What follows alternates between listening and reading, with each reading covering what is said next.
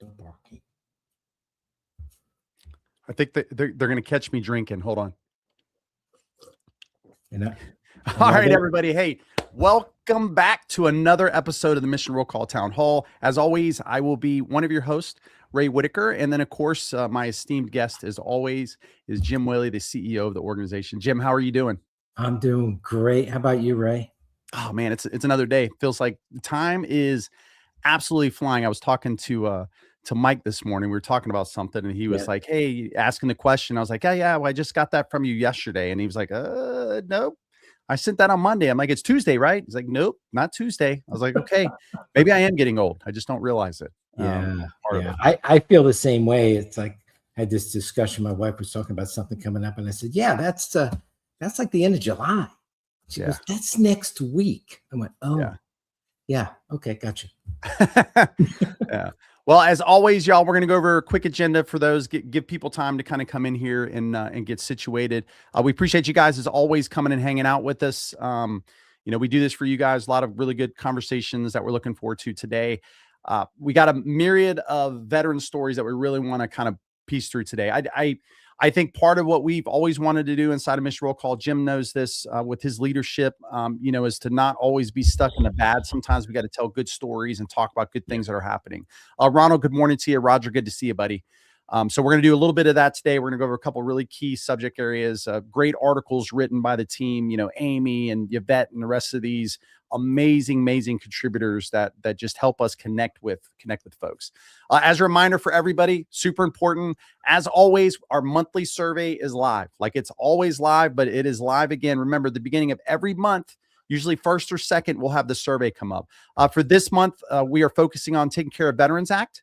So you guys can go right here to the Q&A right there, or the QR code, right? I don't know. It's probably 5 minutes if you really take it. That's about how long it's going to take it. These are important questions for you guys. One thing I want to make sure that we say with these is the reason that we have these surveys is because we're listening to you guys, right? And then we're making sure that what you say is getting delivered to those that make the decisions, right? It's not about what Mission Roll Call says. It is about what you say as veterans. It's why all of our priorities are based off of these surveys. Everything that we do inside of the organization is based off of you. So we'd love you guys to stop by, take it 5-10 minutes of your time. And then again, we'll talk about it on the next town hall, which, Jim, I'm sure you're going to be here. It's going to be August 12th at 12 p.m. Eastern Standard Time. We'll post up on social and, of course, send this out an email so all of you have it during that time period. As always, if you guys have questions, you want to know something, there's something you've seen, whatever, like, you've got comments that you guys can post. So I see we already got a couple. Ronald post in. We had LinkedIn user. Good to see you as well. Not sure who you are, but both Jim and I are good to see you. But if you guys have questions, you want to say something, you have something to include in what we're discussing, please comment. We love having an interactive town hall. We don't want to just be sitting here talking to the void. Lindsay, good afternoon to you. I hope you're doing well. This is what we enjoy this. Both Jim and I do. So we'd be happy to talk to you guys just a little bit about that. Okay. All right. So the first subject area, Jim, we're going to talk a little bit about this 2026 limited edition shirt. This thing is absolutely love it. I know you got a couple of them. I've got a couple as well. We've launched these. I think these are going through what, November, December time period. We should have these up. At the end of the day, we have two different versions that are here. You have one that says "Still Here." You have one that says "You Matter." The "Still Here" is for the veterans that want to say, "Hey, I'm still here, still doing my thing." And then the ones that say "You Matter," that's for our dependents, that's for the supporters, that's for other folks. The important part of this shirt, on the back of it, everybody's identity is pretty easy. It's your fingerprint, right? So like that's how people identify you. So what we put on the back of the shirt is that exactly. Front of the shirt is a dog tag, because that's how you get identified often in the military. Back of it is the fingerprint. And then inside of that fingerprint is a saying that we put together. So we definitely want you guys, if you're interested, you want to support the organization and the work that we do to continue to professionalize everything that we're doing. This is a great way to do it and get yourself something nice that actually matters.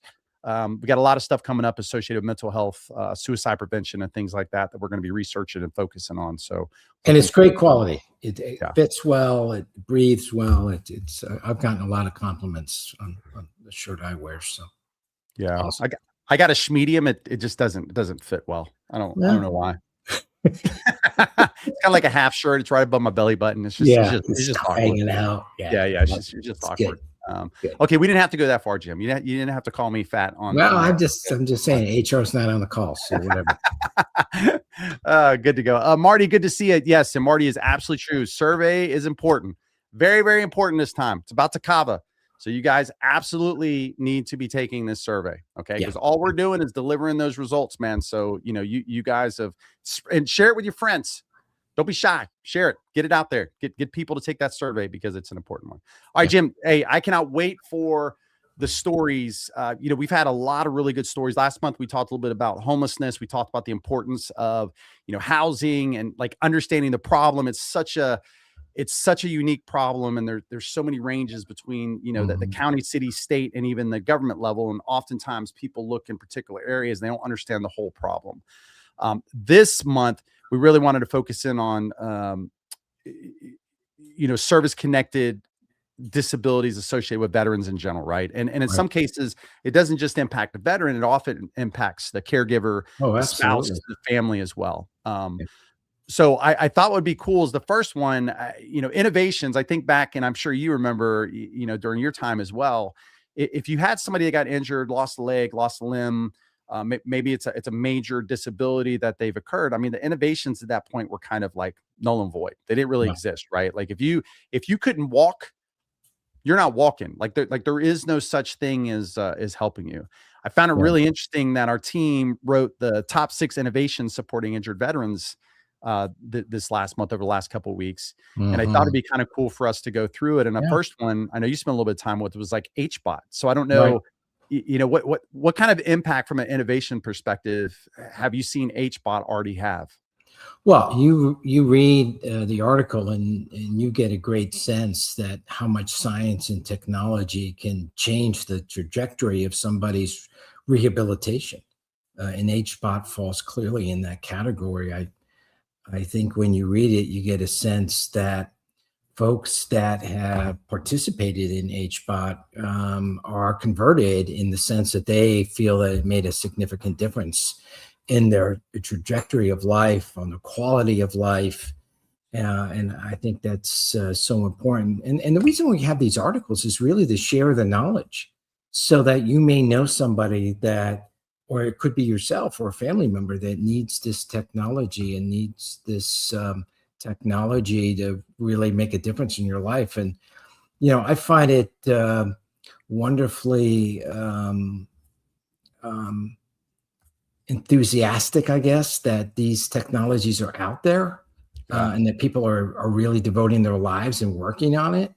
And that folks are participating in it. And in some cases, they're the first ones doing it and they don't know how it's going to work out, So I think that's, and sharing that, I think is really important with other folks. But, that technology 5-10 years ago, you wouldn't even have thought about it.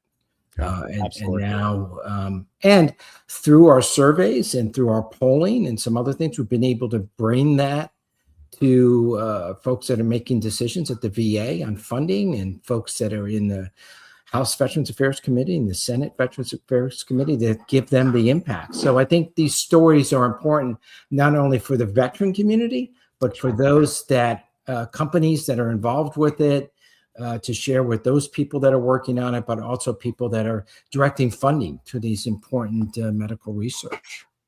Yeah, absolutely. And one of so we're talking about just like the technology based portion of it.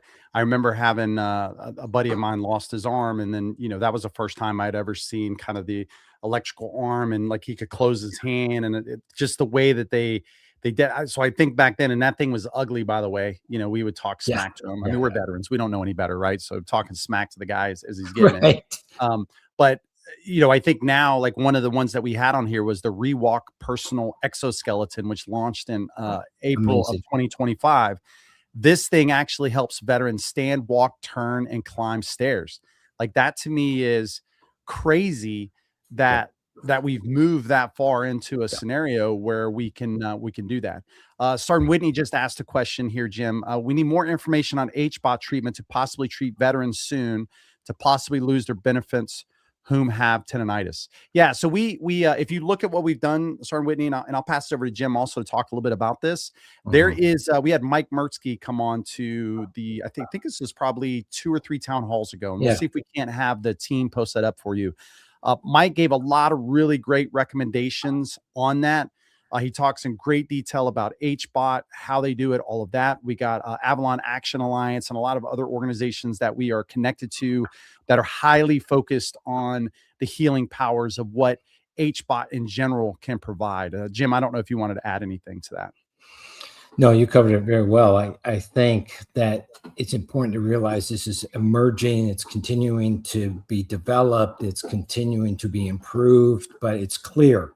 And Mike did a wonderful job explaining it. It's amazing the impact it is having on what gets me is on the wide range of issues that it's addressing to some extent. Right. So the QR code's right there to check that out. But yeah, back to your overarching discussion about technology. I thought the article we had about the gentleman, Army veteran who was paralyzed, I think 2005 from the waist down, and an organization in Tampa worked with him so he could drive. And you think about how much freedom you lose when you can't drive anymore. That's right. And we may have older parents that are going through that now.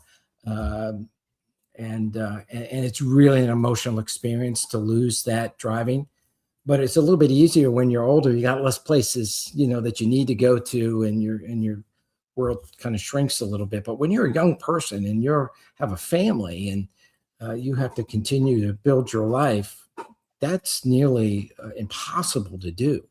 Yeah. And so to have that technology and to build on that technology to be able to do that, I think is just wonderful, and it's changing people's lives. And you can see in that article how emotional he is about that, how that changed his life. Yeah, I think the hard part though is like understanding that the resources, the resources are available for those that may need it. Like that's so when I think about right, and that's the whole purpose of all these articles. It's not only to tell the story, but to get the word out to the community and share it. So we can only be as good as are the people that read the articles and share it with others, to have them come to the website and see these things. I mean, the content on our website is just phenomenal. And for such a small team, it's amazing the amount of professional content they're developing and emotional stories that they're telling, but impactful stories that not only just tell a story, but kind of lead you into a path to find out more about it and get people involved. So, well, it's because as veterans, I mean, like, look, the chances of me asking for help is probably not going to happen. I mean, right. I'm ingrained to just run as fast as possible and do as many things as possible, problem solve, right. So what I find valuable with, in Mission Roll Call, I mean, it's part of the reason that we wanted to create a hub and an ability for folks to come in and be able to find resources. And you tell a story. The interesting thing that I've learned on my side, because I was not somebody that was connected to the VA, right? I mean, I am a fully retired. I do have, but I could go right down the road to a medical facility. I didn't really, the VA was not my thing. But then as I started reading articles from other veterans that were like me, then it almost kind of gave me a comfort that it was like, okay to go and, register the VA. Like I think that that's the power of what the articles do is as I'm problem solving as a veteran, because I don't want to ask for help, I can actually see other people, other veterans, my brothers and sisters that are having these things. And now they're kind of talking to me saying, hey, it's okay to go do this thing. And the next thing you know, it sends you down this path. And it's also why the VA, I mean, you and I have talked a lot about, the half, and I know that they're making headway on getting a lot of these veterans, but a lot of these programs, you're never going to find out about the program unless you go to a local VA facility. You go in and you talk to them, and then they provide you the resources. Because if you're trying to look on the internet to find it, man, it's just like, it's hard to find. Like there's so many programs and opportunities that folks just don't know about. We devote our entire days. I mean, this is our occupation is finding out what's going on in the veteran community, helping the veteran community. And I don't know about you, but every day I see something, I go, I didn't Yeah, know that's about right. that. Yeah, that's And right. and then you come to find out it's been going on for like 30 or 40 Yeah, years. that's And right. you're just like, how do I not know that? Yeah. And it's same with the Veteran Resource Group. You find out there's veteran support organizations that are out there that are focused on certain issues that you're unaware of, Yeah. that provide wonderful services and advice to veterans, and that we just need to share that information. So that's, to your point, that's the whole reason why we wanted that hub, so that people can come and find it. And it's continuing to grow. We're continuing to expand, but we're really, the success is really dependent on all the listeners, all the followers, to share it Yeah. with other people and bring them into it so that they understand it. It can change your life. Yeah. Very quickly. We've had many times where people have called either after these discussions that we're having on this live stream, or even just an email or a text message. I just saw one today where the team is working for someone, and we'll get them in the right direction. And that's the best part of the job for me. That's right. Yeah. Is at the end of the day, okay, maybe we didn't solve the problems for 1,000 veterans today, but we did make a difference in, John or Martha. That's right. Right. Right. And it was a not only a little change, it was a huge change. Yeah. And to me, that's really important. So Yeah, what is it? Like impacting one's better than impacting zero, impacting two is better than impacting one, right? Like it's a scaled effect. Yeah. And oh, by the way, we're all human. We're all going to make mistakes. I think Sure. sometimes we forget that.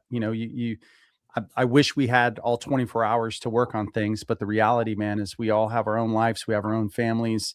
You only live for so long, and service for others is, I truly believe, the one thing that you can do in life that's rewarding all the time. But you got to take care of yourself too, man. If you don't take care of yourself, you can't take care of others. So it's an interesting paradigm that, when a person's walking in the door and they need something, for them, that is like the most important. And honestly, it probably is like that is like, to them, that is the thing. But we talk about empathy. You never know you never know what's going on in that other person's, life across the table from you. And I always try to sit there and think that. And I know you, and I know the members of our team, and almost all of them would never ask for help. It's just the way they are. They're focused on everyone else. So I think that anytime you're talking to a veteran, or you have a veteran approach us and they're asking for help, they are at the end of the line. That's right. To ask that question. And so we stop what we're doing and we focus on it. And I know that's a flaw that many of us have, of not asking for help and not sharing some struggles that we may have. And us guys are more apt to do that, especially the older you get. We're here to solve problems, not ask for help, but it's important to ask for help before it gets to a point that it's desperate and you don't have time and all those sort of things. So I hope that people get a chance to read these articles and really think about it and share it with folks. Chances are somebody that would benefit from that article, so please share it. I think the other thing it does, Ray, is it shows that we all, in some way, shape, or form, have things that we're carrying in our rucksack. Yeah, none of us are perfect. Like it's just I mean, I'm closer than you, but I'm at the tippy top, right? So I'm like at the 99.9% of being perfect, right? But there's still a very small margin of 0.0001%, like it's no, I need you to close your hands. All right, anyway, so Heather just wrote, Jim said the VA is much like a restaurant chain. Some locations are better than others. I had constant issues with my local VA, but I moved, and the local VA near me now is excellent. We need to practice patient with the VA staff. Yeah, I mean, I think Jim could talk a little bit about this, but here's the reality. I could think of anywhere that I go. Think of any industry, any restaurant. I don't care where you go, right? Like if I'm going to buy clothes, the location I go to, a lot of it again is dependent on the person that you talk to at that point, right? And then their interpretation of the rules and the process and like all of those things. With the VA, especially now, this point in time, the most that we've seen is like there's a positive, there is a positive movement forward, right? Like let's remove some of the barriers. Let's make things. These are all things that, of course, all of you, because again, we're echoing what we're hearing from you. Hey, it's taking too long for me to get my specialty care. Cool. Okay. We deliver that to the VA and then off they go to figure out why that's happening, right? Why is it taking so long for mental health type appointments or gastrology type appointments and things like that? So I think a lot of this, if for nothing else, because again, for our part of this is we're the, that middle man or woman, if you will, that's kind of pushing things right and left. What we see is the acceptance of feedback. And we love that inside here at Mission Roll Call. We said that 100 times. We're not going to be perfect. I mean, that's just humans aren't in general. But the one thing we always strive to get is feedback. That's the one thing that I love about your comment, Heather, is like, that's what we feel about many of, especially the VA at our level where we're at, right? Because we primarily are speaking, and that's Mike Desmond and where he spends the majority of his time. And then, of course, Jim. So I don't know if you had any other comments on that, Jim. Yeah, I love the analogy, and she's so spot on about it. I mean, it's important to remember that the VA is bigger than the United States Army. I mean, the size and scope is just unbelievable. So think about changing something Army-wide. And that's the same kind of time and hurdles that the VA secretary and his new staff is trying to get over. But I am impressed that they've been responding to situations that we've presented to them that said, hey, there's a problem here, and they've reacted. They didn't get defensive about it. They found out and worked on it. And I also think they've taken out a whole layer of management so that they can be more streamlined, and they're holding the accountability, the people in charge of those hospitals to make to improve. And the metrics they're using is a little bit more based on what veterans are telling them versus some benign internal metric that really didn't have anything to do with customer relations. So I think that will be important. But as well as I do, you can go to a huge change hardware store, and you go to one, and they meet you at the door, and they're helping you find stuff. And then the other one you go to, not so much. So I think there's always a challenge with quality control against around big organizations, and getting that change management through in a expeditious type way is always a challenge for senior leaders. Yeah, absolutely. Heather also said, thank Mission Roll Call for these discussions. Hey, we love it. We love doing this. More importantly, thank you all. So all the veterans, all the family members, all the others that provide your feedback, right? And you guys are taking the surveys, because that is the most important part of this. And Stephen, to kind of pull yours into this comment, the government needs to stop messing around with veteran benefits. Problem solved. Our nation could afford to take care of those of us who have injured from combat. This is a great segue into why the surveys and all of this is so important, because it's an unbiased, apolitical look.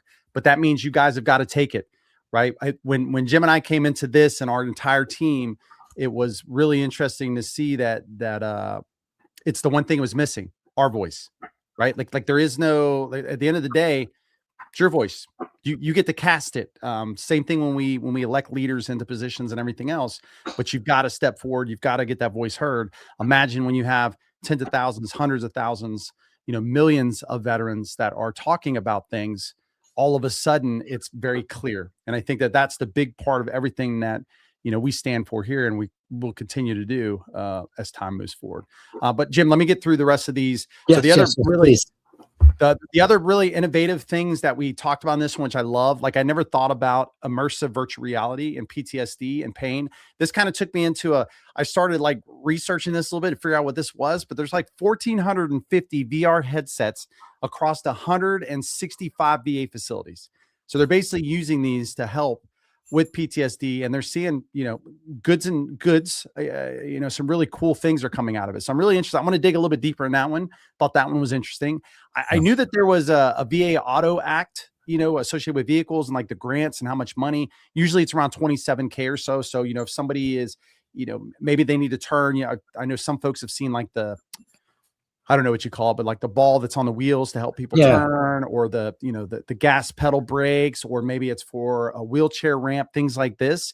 These are like This is like an entire program that has a process and a very easy way for veterans that may be inside of this with service connected disabilities that they can actually go in and get these grants and get support. And a lot of these are starting at the other thing. The last one, we talked a lot about this, was PTSD coach and VA mobile health tools. iOS, Android have come a long way in providing care. If you remember right, Jim, back in 2025, this was like one of our questions, right? We had this question that was basically asking if would veterans use an online healthcare portal if one were available? And basically 74% were like Yeah. yes. Like we need that. We want that. This is exactly what we want. So based on use, it seems the VA has moved closer to having an online system. But I wanted to get your thoughts, Jim. Like why is having that online system so important, especially in the age that we're in now? Yeah. Well, before I answer that, I'll go to how important that survey was to get the VA to think about it. I think everyone thought there would be a much lower acceptance rate to try something like that. And when they saw that number, they went, okay, that makes a difference. So that's why these surveys are so important.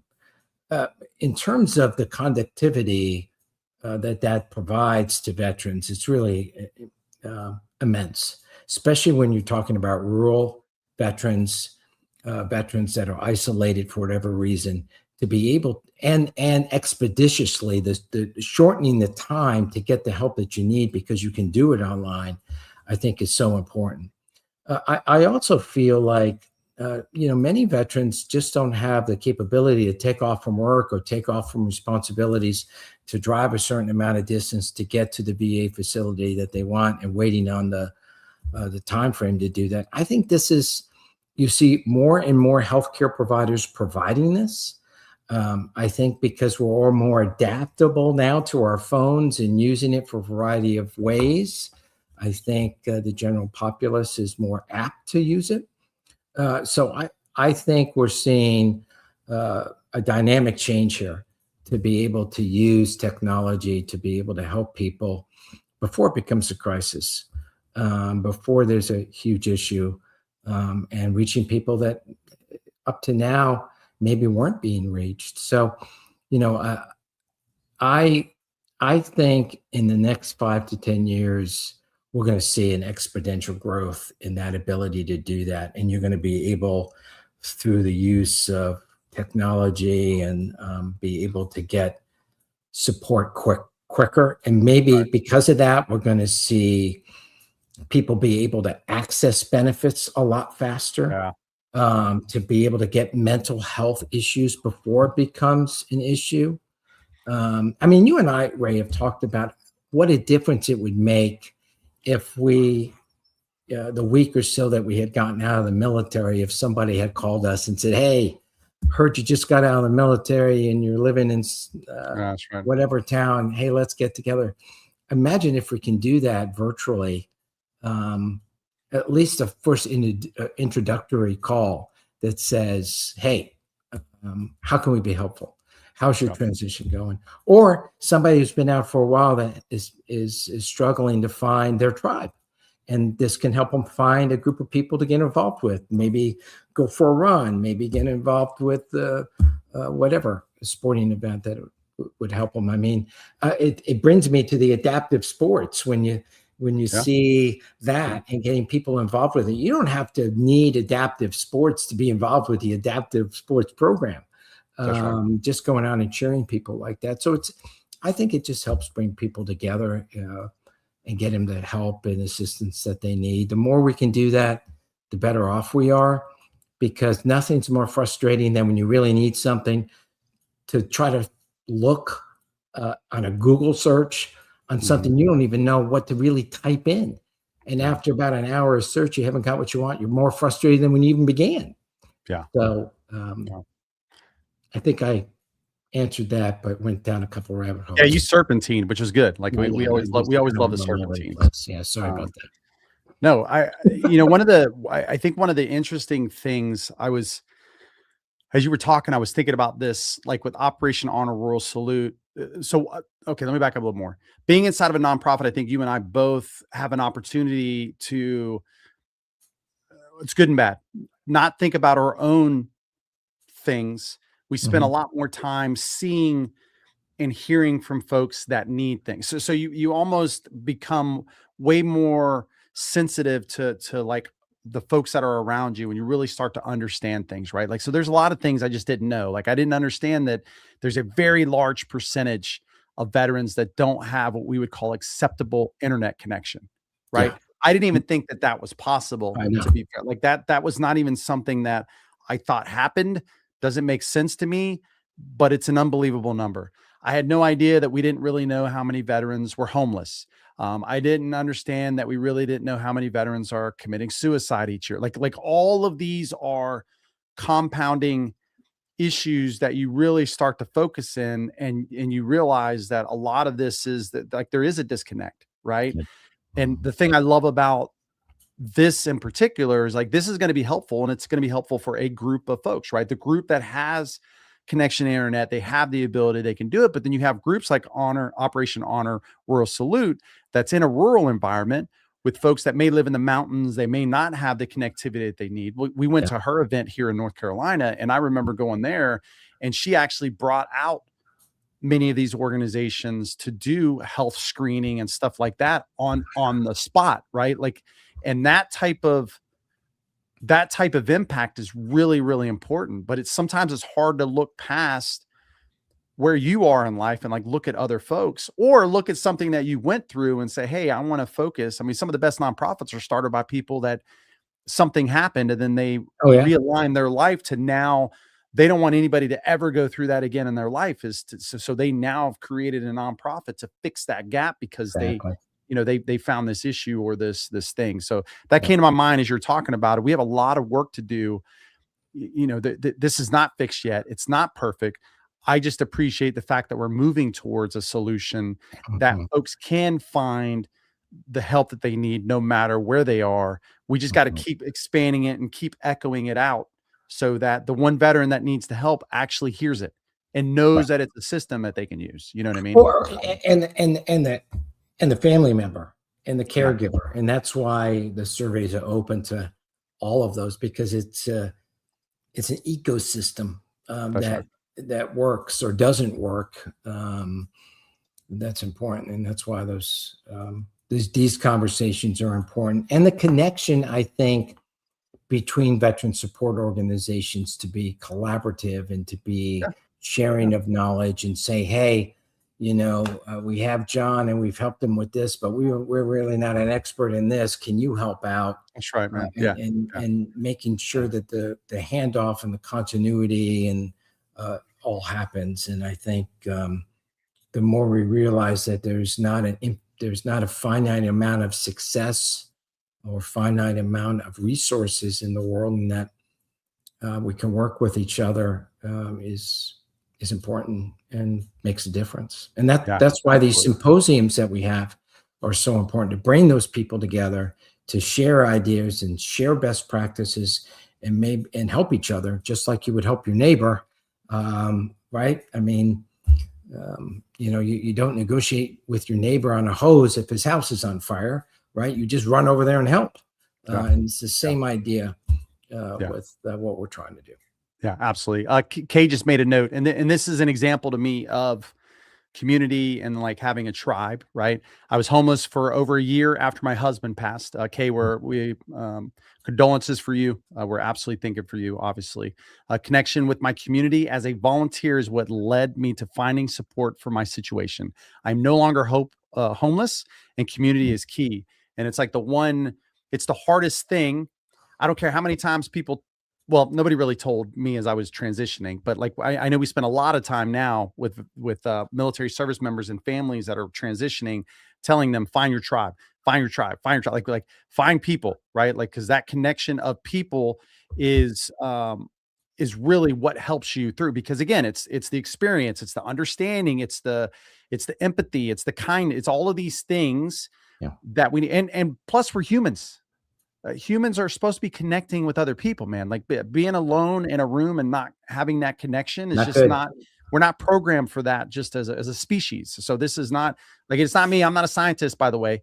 But it's very clear based off of, just being in this space for a long time and seeing the impact of the opposite. I've never seen anybody that has that community around them and the connection ever go as fast as somebody that doesn't, right? So to me, I just, I try to in my mind think, is there a positive of having that tribe or that community?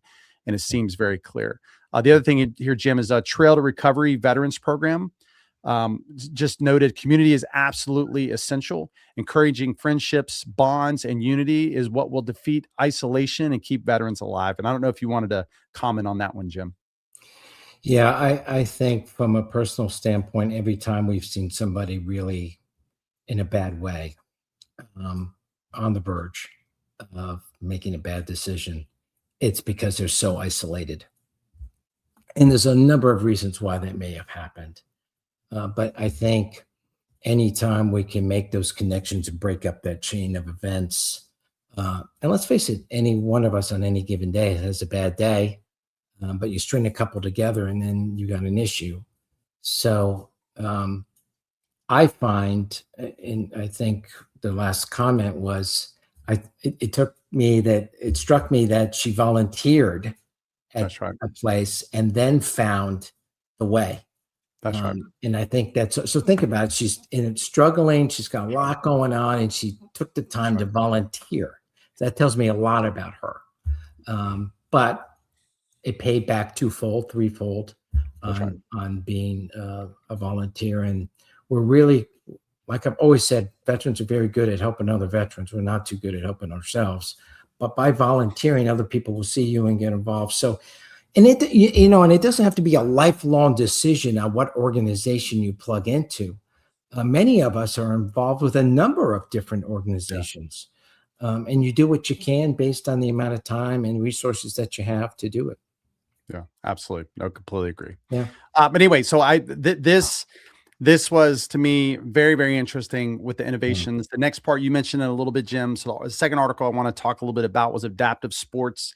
I had an opportunity, you've had an opportunity with adaptive sports to go out, be around these athletes, because let me tell you, they're absolute athletes. Unbelievable. To see somebody that has had one of the most catastrophic things happen to them in their life, and then to see them out doing athletic stuff and smiling and just like, I think what it did for me back, this is probably 12 years ago. What it did for me, like personally, is it made me just recalibrate what I thought was issues, recalibrated my own mind to go, hey man, if this person, it gave me hope and it made me push harder, because I realized that, man, somebody always has it worse in many ways. That doesn't mean that I shun it, I pack it away. That's not it.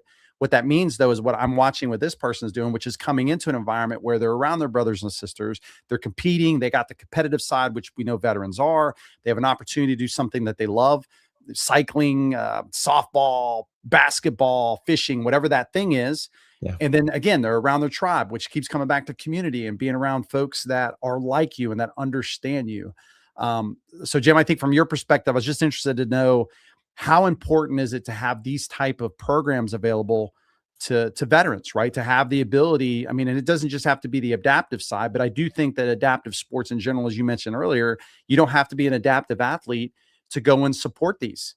Like you can go out, volunteer, be part of it, and interact with folks that in many cases have given some of their own body, right, or their own mind, or their own mental ability to do what they do. So I'll kick it over to you. If you need to rekindle your inspiration of humanity, go volunteer for an adaptive sports event. The joy that you see that they take on just competing is incredible. And you may approach it with, I got a flat tire, I had this issue, and then you see what they're overcoming.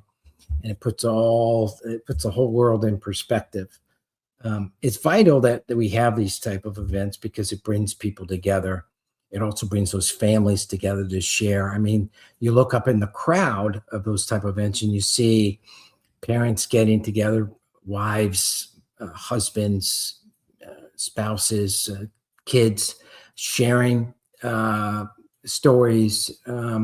There is a built-in comradeship between them because they've all gone through these issues, everything from getting the right equipment for the event to overcoming to overcoming fear to do those events, right? To overcome embarrassment in some cases to do those events, but and you won't, and you don't have a dry eye when you see it, because it really is quite emotional to see those type of events. But I think great nations do great things. That's right. And our ability to be able to host those type of events and fund those type of events are important. And it also gives a hope that life continues in a different way, but life continues and sports continues. And all of us that have played sports, that never goes away. That little spark of competitiveness and wanting to get out there and be better is important. And so the PGA has a great event that they do. And I think we have an article about that I read some time ago. And there's a number of different organizations as well that do that. And we were involved with one when we were at the USO. Warrior Games and Invictus Games. And that's Trail to Recovery Veterans Program is actually talking about that right now. I did Warrior Games and Marine Corps trials, and giving non-physically disabled personnel a chance to take part was amazing to build that community and camaraderie. And you keep hearing, like, again, it's the same. Everybody that's listening, right? For those that are here, I know I have buddies now that ask me, hey, like, what's the one thing I could do? And I always now I'm leaning, find a community, find a tribe. You're first and foremost. If you want to be in the business world, you want to find yourself as a CEO, a COO, you want to be an executive of an organization, find yourself mentorship, right? Find you folks that are veterans, that understand you, that can help guide you to that goal that you're looking for, right? So I love that, Trail. Thank you so much as always. I know you often come, so we appreciate you coming in and helping. So the other stuff with adaptive sports, Jim, like I had never heard of Paralyzed Veterans of America prior to. I remember you being you testifying in front of, I think it was the House committee, and I was like, man, who are these guys? Had not heard of them before, so I immediately went in and started reviewing the organization. And what I learned is they've been running programs for like 80 years. Since the end of World War II, 1946 is when they started. That is crazy to me.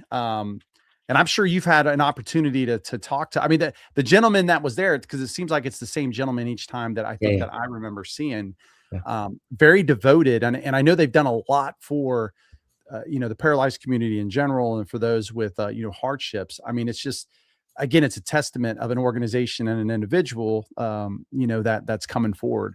We talked about the Warrior Games, Invictus Games. These are both events that you and I have spent time with. We had an opportunity to be part of these.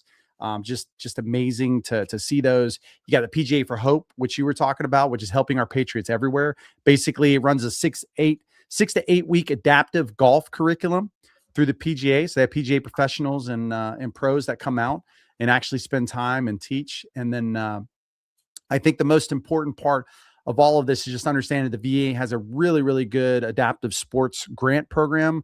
So if there's organizations out there that do things for adaptive athletes, right, then they should absolutely consider that. But more importantly, if you are an individual that has a service-connected disability, your entry point is your local VA medical facility, right? So when you go in, you get your checkups, whatever those things are, you can actually go through, and they've got a lot of really cool stuff, man. Archery, cycling, wheelchair, softball, hunting. I went on a fishing trip many moons ago, man, and it was probably one of the funnest things I'd ever did. And to be fair, it wasn't the VAs. So I'm throwing this perspective as just some random guy that I knew. So I wasn't sure what I was expecting, but I tell you what, that night that we spent, it went from fishing to sitting around a fire, telling jokes, making s'mores, making fun of each service. Because like you have to do that. That's what you do, of course. Yeah. Then it went back to somebody opening up, like, because now we all feel comfortable around each other. So now we start having conversations about hardships in our own life. And one of the guys had recently got a divorce and was like, so it just, the connectivity after that. And I still talk to those guys, man. I mean, I feel like I serve with them, but realistically, we just met at a fishing hole one day and spent a day together. Cool. That's cool. But yeah, so anyway, those programs I think are really good. It's something that we can we could consider. The third article that I just wanted to hit on slightly, Jim, and then ask you a question about this was redefining independence after injury. We taught the last town hall about homelessness or unhoused, depending on, the name doesn't really matter. End of the day, if you don't have somewhere to have stable housing. What I found interesting with this article, one of the very top line things that the author basically was talking about was that housing that fit the service connected disability was like probably one of the most important aspects, right? So if you're having problems, walking and you don't have your shower fixed appropriately, or you don't have safeguards in the house, like all of these things are things that you have to consider. It's just, again, it's not something I've ever had to deal with, but I love the educational part here that's there. Well, again, the VA has specially adapted housing programs and grants that allow you, and this is good money. Like, I mean, they're putting a lot of money. So I wanted to ask you, we get contacted a lot about like finding homes, benefits, transportation, mental health support. I mean, there's a lot of these that come through. As an organization, we are primarily focused on particular things, but then we built this, what we call our coalition around us, and what we call service providing organizations, right? The ones that are like out absolutely impacting veterans every single day, right? Through the Veteran Resource Directory and what they're doing. I wanted to ask you, we have the VRD, but I'm hoping you could talk a little bit about America's Warrior Partnership, our relationship with them, and then kind of their support to veterans as one avenue, because we got lots of folks on the VRD, but I know AWP is unique in one way because you come into a pipeline and then you're pushed out to some of these resources depending on where it's at. Yeah. I look at them as the great partner and facilitator to get the actual help that veterans need in a timely manner. And they have proven partners in that process to do that. And they have the experience to do that. And that's the whole reason of why we put a coalition together, because if you're trying to figure this out all by yourself, time goes by, frustration builds in, and chances are you're not going to find the right path. And so having organizations and partners to address issues and and address it in a geographical manner. So, we have a huge country. So if you're in Georgia, that's a different case than if you're in Montana, but you got to have people and organizations to be able to do that. So, and that's where all these partnerships come in, and why it's so important for us as a community to get involved with each other. Veterans issues are not going to be solved by anybody but veterans. And I say that because now I've been doing this for a while. We have a passion, but more importantly, we have the expertise. We have the ability, because we're plugged into so many different companies and so many different organizations. And it's part of our ethos to help each other and not leave somebody behind. So I think that's why these coalitions that we put together, and I'll stop right there and just say that when we reach out to another veteran support organization, in most cases, the far majority of the cases, they're eager to partner. And they're eager to be part of the coalition because they understand it's an environment that we have to work together to solve. There's just too many challenges and issues to be solved that you can't do it yourself, and you need people to do it. And I've had more than one occasions where it's a phone call from one CEO to another to make it happen, because of the time constraint and things like that. But I guess that all being said, the fuel of that engine is people and volunteers. So it's important for us to continue to serve in any way that we possibly can. There's sometimes you're recipient of service, and there's sometimes you're the giver of, and sometimes it happens at the same time, based on one of our callers today, right? Yeah, no, you're absolutely right. I want a good question down here from Bert. Like, look, you guys that are here listening, okay, if you guys don't know us well, we love passion and we love good questions. And boy, Bert came flying in with a question, so we're not scared to answer these questions. Bert asked, "Is Wounded Warrior Project new CEO taking care of all the crap that the last person did. We won't say that word. So what I will say, Bert, let me start with this. First thing, we're in another organization, so it's kind of hard for us to one, identify maybe which person you're talking to prior to the current CEO of and the time frame that we're talking about. Right. Yeah. The other thing is if you look right above here, you're going to see a QR code. We had an opportunity to speak with the Wounded Warrior Project CEO. Jim sat down with him and had a conversation as he come onto the team and kind of laid things out about the direction and some of the stuff that he wants to go. I would ask you, I'd love, Bert, for you to go and watch. I mean, this is why we bring these, Jim was just kind of talking about like the coalition. I have a lot of other comments about that, kind of an open book, which is part of the problem. But the idea of the coalition and bringing in folks that have a simple idea, take care of veterans. Like that's it. Yeah. But the hard part of what we do as an organization and every nonprofit is, first and foremost, most nonprofits are fueled by money. Right. You got to go towards the direction of the beat, because you can't impact veterans without some sort of stable funding come in. And in some cases, it makes it hard. Right. So what we're seeing in the veteran space and the hardships that we see right now with a lot of these organizations, it's hard for them to work together, because the number one thing they're most worried about is the fact that they're going to lose funding. Right. If I work with you and you work with me, you're going to take my partners, my sponsors, because maybe somebody has done that in the past. And we're trying to change that, because we're coming in going, hey, man, you do you. We're not like we have nothing to do that. And in many ways, we're trying to help on that offset. But I think what the Wounded Warrior Project is doing and will continue to do, from our seat anyway, and what we can see, again, we're not in their business every day. We're not operationally part of the organization. It's what we see, the support that they're providing is in a positive manner. And Jim, I'll kick it over to you for any other comments on his question. I know I could count on one hand the amount of people that have the commitment that Walt Pyatt, the CEO of Wounded Warrior Project, has for veterans and their families. I've known Walt for many years. We were captains together in Panama. He was an infantry officer and I was an aviator. We had young families at the time, but we also went to the same college together. So I've known him for some years, and then a lot of break of time of not working together. But now I know he and his entire organization is doing great work and changing lives just like we are. We all fall short. Every organization does. And we all try our best every day. So I'm sure that any organization could be criticized for whatever. But I know his heart and soul's in it, and so's his wife. So that's I can assure you of that. Well, I mean, that's all you can do, right? Like we do the best we can. Yeah. So Bert, man, appreciate you being here. Absolutely. Thanks for asking these questions. We love these questions, by the way. You guys keep as we have these, remember, we usually have, next one will be August 12th, I think is the date again. You guys come to these, we have really good conversations, and we may speed these up over time. They may become more, they may happen more and more, but we'll see as time goes on. Right now, bi-monthly or every 2 weeks, we're having these for you guys. James said, not a veteran, though that doesn't stop me from praying for everyone who protects us from those who wish to do U.S. harm.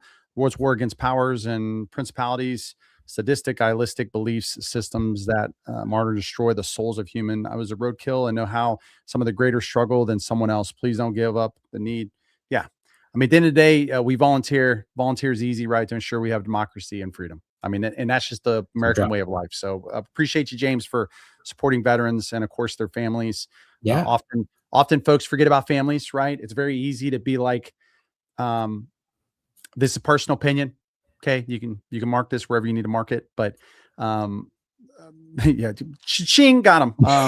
But yes, as a veteran, I deserve many things based off the contract that I signed with the government. That's fine. But I also have a family. That family also signed that, but a different way, right? When they stay with me. So I hope that if and when I no longer am on this planet, that somebody will not forget that they were here for me when I needed, right? So I think there's another whole part of this. I don't want to get philosophical here on this, but like I sometimes see that doesn't always happen. And I just want to make sure that we all think about that. Okay, Jim, final things we have today, because we're getting close now. We got about 6 minutes left here. Right. We don't want to keep people too late. People got to take naps like the older folks. I know. And my nap time is coming up. So I appreciate that. All right. First and foremost, honor wall. A lot of veterans here, folks that support veterans. We've got an honor wall up. We really want to start cranking away at this thing. Okay. Veterans Day comes. Usually what we start to do right around the beginning of September is we start pushing stories out about veterans. There's a link here. If the staff doesn't mind posting this on social as well, just go ahead and post the link up in the comments for everybody. If you know a veteran that you want to thank for their service, you have a story to tell, and you got a photo or whatever, please post this up, man. We love, more than anything, we'd like to read the stories and hear the stories. And it also helps because we share this also with lots and lots of organizations because we want them to be there. So you guys take a little bit of time. We'll see if we can't put that stuff in there. Yeah. Second thing, Jim, we got the MPO symposium that's happening this week. I know you're going to be up in Pennsylvania doing some stuff. I just wanted to do a quick question for you. Can you give me an overview of the symposium in general that's going to be happening in Pennsylvania? And then the second part is what's the overall goal of the symposium? Yeah, I'll combine those two things. The purpose really is to come together in different organizations in a geographical area, all of them coming from different perspectives of what their veteran support organization does, and see how we can partner for the greater good.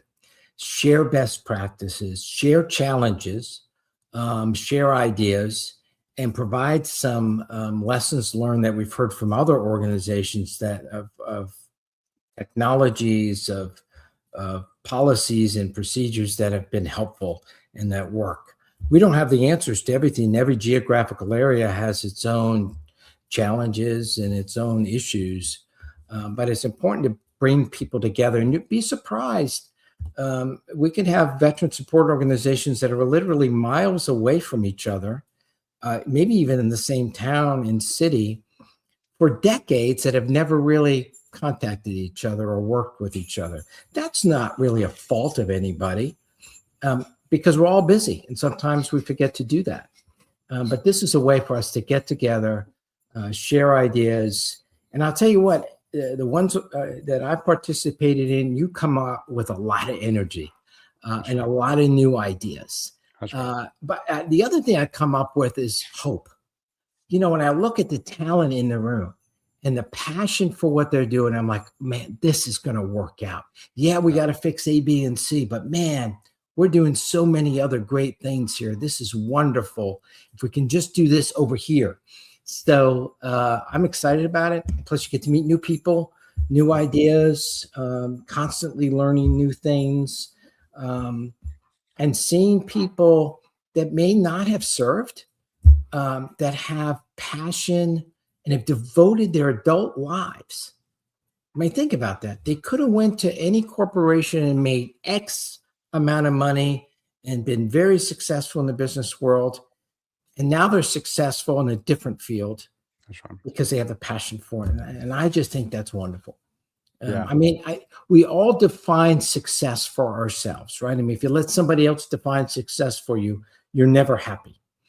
But if you can find out what makes you tick, what you take pride in, what you are good at, and you can do that by helping others, I just think that's phenomenal. Yeah, so these are very important. Marley did note more veteran orgs need to work together. Good on you guys for making that happen. Excellent. Yeah, and Marley, look, if if the organization only lasts another 6 months, it lasts a year and a half, 4 years, 5, who knows? Nonprofits should exist and VSOs because there's a need, right? And it's part of the reason that Mission Roll Call's here. There is a need right now, and we're doing everything we can to combine people. Absolutely. We need the veteran service organization space and the nonprofit organization space, because many veterans also go to MPOs. That don't have to be a 501c3 to see a veteran for many of the issues. If we can just get folks to understand the importance of working together, man, a lot of these issues that we're seeing, many of these will start to lessen. It's not, we're not segmenting. If I know somebody needs help, man, Jim mentioned earlier, I know organizations that I can send them to. And you're doing your job. It's still a service action that I'm completing. So if I take Jim and I send him over to America's Warrior Partnership, he can't. That's still, if I track that as a serviceable and I need to for funding, I can track it. I sent Jim to, AWP, and he got the support that he needed. Right. And so the more that we can create that process and that program, the better. The problem's going to be is the government's it's not really their responsibility to make sure VSOs and MPOs are working together. Right. Like that's our job to be cultivating in that. And I know, Jim, that's what you guys are going to be doing at the MPO symposium. Yeah. And by listening, we spend a lot of time, we kick off those meetings listening to them, not us presenting who we are. Right. Sure. And I think that's important. It sets the tone, but it's also important for us to then share what we've learned with key people in the VA, key people in the administration, key people in government, key people in the media and press, so that they understand. Because the disconnect between the media and the press world and the volunteer force is huge. They just don't have a connection. And we can help bridge that with the connections we make at these different events. Awesome. Well, Jim, as always, it's a pleasure. Thank you so much for your time today. Again, for everybody that's here, August 12th, we'll be back 11 a.m. Central Standard Time or 12 p.m. Eastern Standard Time. We hope all of you guys have a wonderful next couple of weeks together. We're looking forward to coming back to you guys. Make sure you guys go and take the survey. Super, super important. Thank you all for your service. If you're a family member, thank you for letting us borrow your family member for service. And as always, we will see you guys on the next one. Thanks, Jim. Thank you.